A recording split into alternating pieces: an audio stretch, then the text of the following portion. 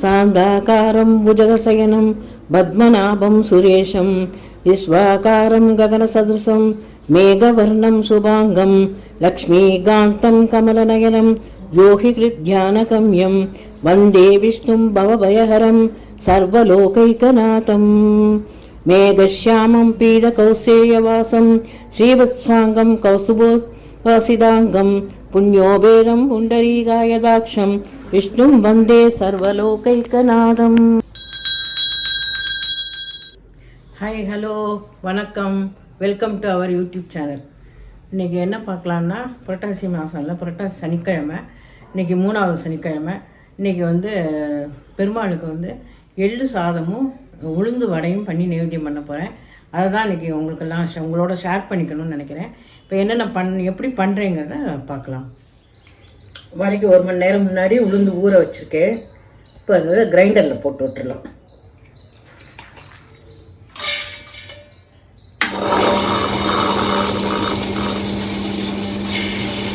தண்ணி தெளித்து அரைக்கணும். தண்ணி ஊற்றிடக்கூடாது முதல்லையே. நல்லா நைஸாக அரைக்கணும், திக்காக அரைக்கணும். நான் அரிசியெல்லாம் போட மாட்டேன், வெறும் உளுந்துலையே தான் பண்ணுவேன். இந்த அரைக்கிற பக்குவத்தில் தான் இருக்குது வடை.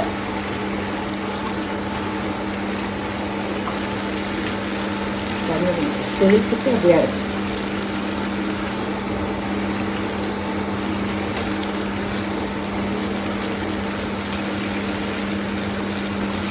அரைச்சிருக்கு. பார்ப்போம், ஸ்டெப்பாக காமிக்கிறேன். இப்போ எள்ளு சாதம் பண்ண போகிறோம் இல்லையா, அதுக்கு என்னென்ன வேணுங்கிறத பார்த்துக்கலாம். கடலைப்பருப்பு 2 டேபிள் ஸ்பூன் வச்சுருக்கேன். உளுத்தம்பருப்பு, தனியா போட்டால் வாசனையாக இருக்கும், தனியா எடுத்து வச்சுருக்கேன். வெள்ளை எள்ளு 50 கிராம், கருப்பு எள்ளு 50 கிராம் எடுத்து வச்சுருக்கேன்.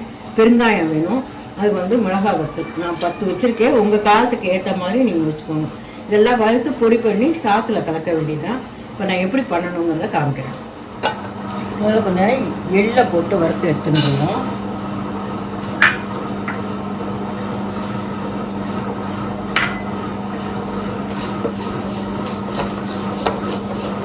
எள்ளை நல்லா பொரியும். அப்புறம் எடுத்துட்டு மற்றதெல்லாம் ஒன்றா வறுத்துடலாம். எல்லாத்தையும் ஒன்றா தான் போட்டு பொடி பண்ணணும்.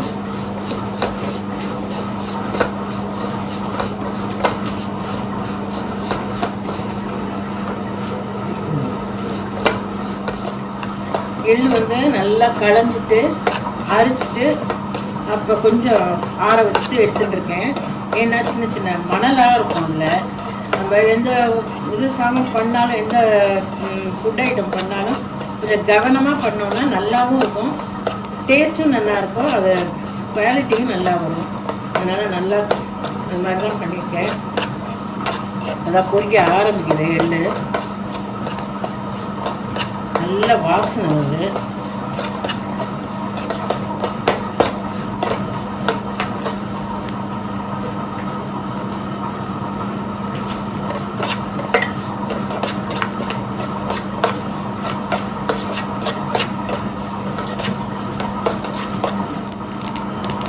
சத்தம் கேட்குற நல்லா பொடி இருக்காங்க.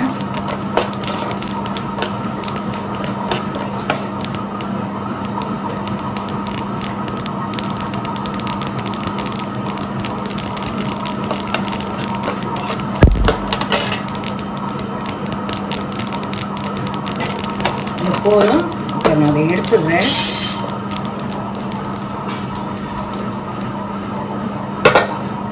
இப்போ நம்ம ஒரு பருப்பாக போட்டு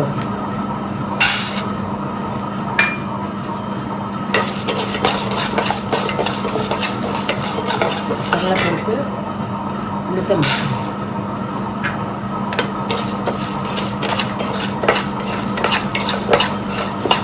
கொஞ்சம் வறுத்தோடனே தனியாவையும் போட்டு வறுத்து எடுத்துட்டு கடைசியில் மிளகாய் வத்தல் போட்டுக்கலாம்.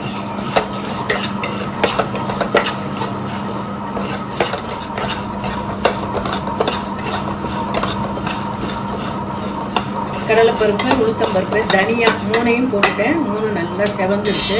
இதை எடுத்துட்டு மிளகாய் வத்தல்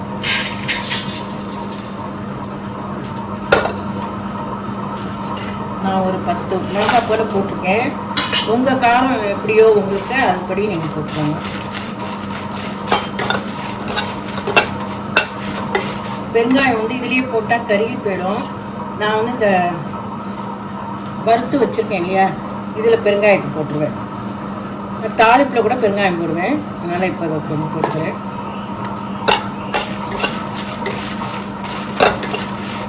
இது காம்பை கிள்ளிட்டு போட்டோம்னா அது உள்ள சீடு இருந்ததுன்னா கமல் வந்துடும். அதனால தான் காம்போடு போட்டுட்டு காம்பை எடுத்து கூட பொடி பண்ணிக்கலாம்.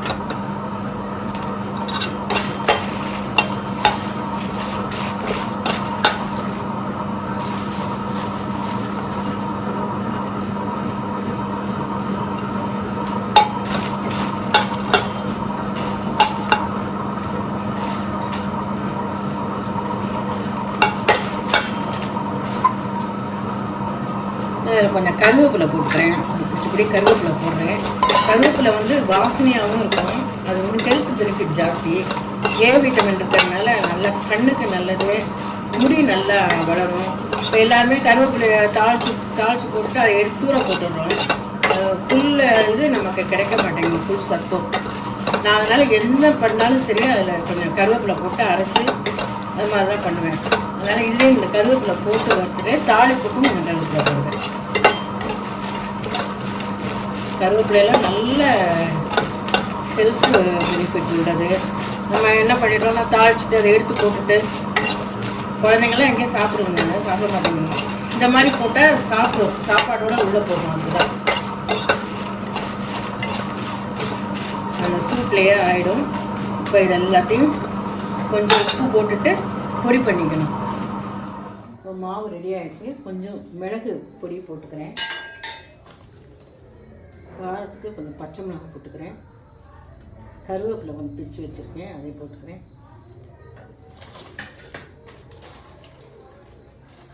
இதுக்கு தேவையான அளவு உப்பு. இப்போ இதை நல்லா கலந்துட்டு இப்போ வடை தட்டும்போது உங்களுக்கு காமிக்கிறேன்.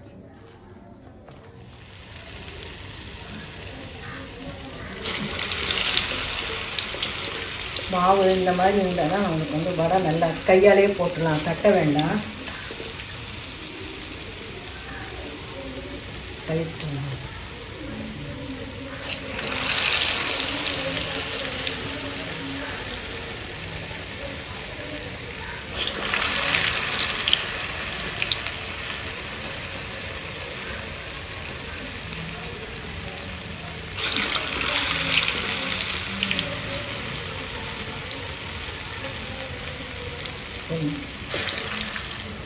கோல்டன் ப்ரௌன் ஆகிட்டு பாருங்கள். வடையெல்லாம் எடுத்துடலாம். நான் வந்து ஒரு ஆஃப் பாயில் போட்டு எடுத்துட்டு மீதி போட்டு எடுப்பேன். அந்த வீடியோ எடுக்கல, நான் காமிக்கிறேன் மாதிரி. நல்லா கோல்டன் ப்ரௌன் ஆகிடுது. எண்ணெய் எப்பொழுதுமே நல்லா சூடாக இருக்கும்போது தான் வடை போடணும். இல்லைன்னா வடை மாவு வந்து அப்படியே எண்ணெய் இழுத்துக்கும், எண்ணெய் பிடிச்சிடும். அதனால் வடையை நல்லா எண்ணெயை சூடு பண்ணிவிட்டு அதுக்கப்புறம் தான் வடை போடணும். நல்லா கோல்டன் ப்ரௌன் ஆகிடும். வெளியிலலாம் கிறிஸ்பியாக உள்ள சாஃப்டாக இருக்கும். நான் பிச்சு காமிக்கிறேன். இப்போ வடையெல்லாம் நல்லா கோல்டன் ப்ரௌன் ஆகிட்டு செகண்ட் ஈடு.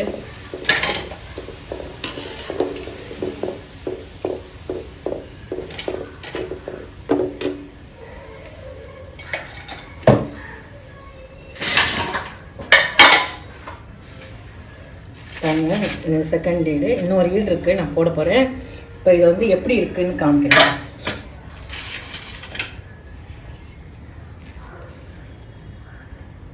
இது முறை இருக்குது, உள்ள ஸ்பாஞ்சாக இருக்குது. சுடு. இப்போ வந்து கடாயில் எண்ணெய் வச்சுருக்கேன். எண்ணெய் காஞ்சிட்டு இப்போ 2 ஸ்பூன் கடுகு போட்டுக்கலாம். தாளிப்பு போட போகிறேன். பார்த்துட்டு உளுத்தம்பருப்பு ஒரு டேபிள் ஸ்பூன் போட்டுருக்கேன். நான் கொஞ்சம் சாதம் நிறையா பண்ணுறேன். கடலைப்பருப்பு வேணுன்னா வேர்க்கடலை போட்டுக்கலாம், முந்திரி கூட போட்டுக்கலாம் வேணும்னா. நம்மளோட இஷ்டம் தான். வேணால் இது மெயின். இதை சாப்பிடும்போது க்ரன்ச்சியாக இருக்கும், அது கடிக்கும்போது. அதனால் கொஞ்சம் ஜாஸ்தி போட்டால் நல்லாயிருக்கும். வேர்க்கடலை முந்திரி இது செவந்தோடையும்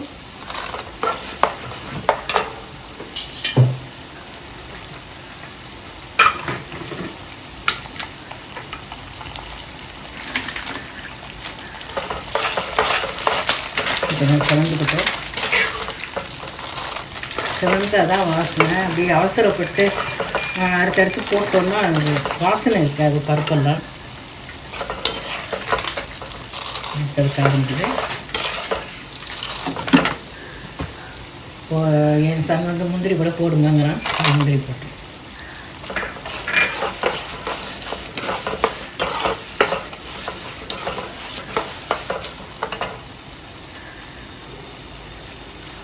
காஞ்சமிளகா அதில் காரம் போட்டிருக்கோம். இது கொஞ்சம் வாசனை, அதனால காஞ்சமிளகா 4 போட்டிருக்கேன். நான் கொஞ்சம் நிறைய குவான்டிட்டி பண்ணுறதுனால 4 போட்டிருக்கேன். நம்ம வீட்டுக்குன்னா 1 கூட போதும். கருவேப்பிலை பிடிச்ச அப்படி போட்டு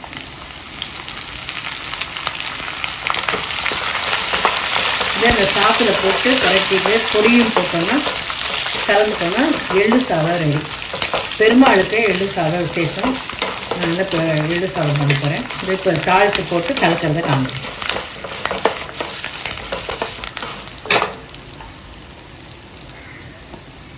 பெருங்காயம்,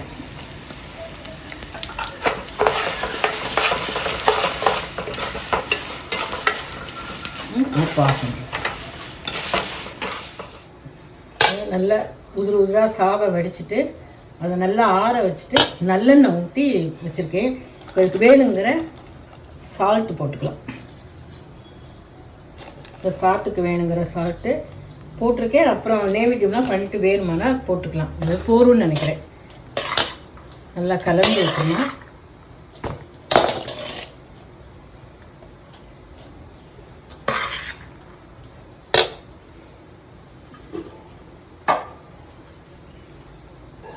நான் வந்து இந்த வறுத்ததை வந்து பொடி பண்ணி வச்சுருக்கேன் பாருங்கள்.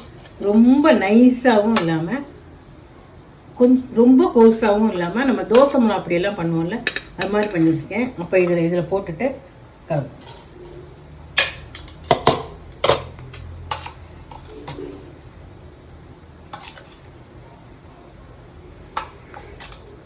வேணும்னா பார்த்துக்கலாம்.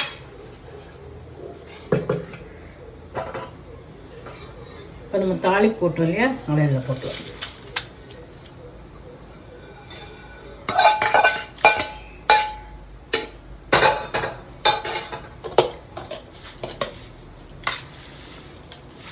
இப்படி கலந்துட்டு உங்களுக்கு காமிக்கிறேன்.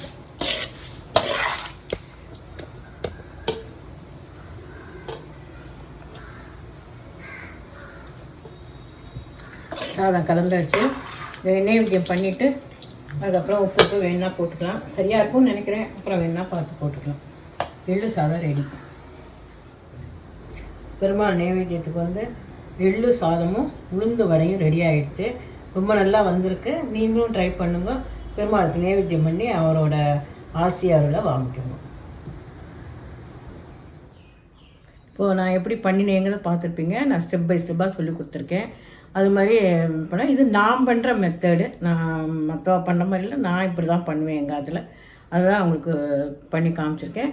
எல்லாருமே வீட்டில் பண்ணி பார்த்துட்டு குழந்தைகளுக்கு கொடுத்துட்டு நீங்கள் வந்து என்ன இதுங்கிறத கமெண்ட் பாக்ஸில் கமெண்ட் பண்ணுங்கள். இந்த பொடி மீதி இருந்தால் கூட வச்சுக்கலாம். இன்னொரு நாள் கூட அந்த பொடி யூஸ் பண்ணிக்கலாம். அதனால் தப்பு இல்லை. பொடி நிறையா இருக்கேன்னு நினைக்க வேண்டாம். நம்ம சாதத்துக்கு தகுந்த மாதிரி பொடி போட்டுன்னு இது பண்ணிக்கலாம். நான் அன்றைக்கி பண்ணது நல்லா இருந்து, காரமும் இல்லை, நல்லா இருக்குன்னு சொன்னாங்க. நீங்கள் வந்து அது மாதிரியே பண்ணி பாருங்க. லைக் பண்ணுங்க, ஷேர் பண்ணுங்க, சப்ஸ்கிரைப் பண்ணுங்க. உங்கள் ஃப்ரெண்ட்ஸ்கிட்டலாம் சொல்லி எல்லாரையும் சப்ஸ்கிரைப் பண்ண சொல்லுங்கள். தேங்க்யூ ஃபார் வாட்சிங்.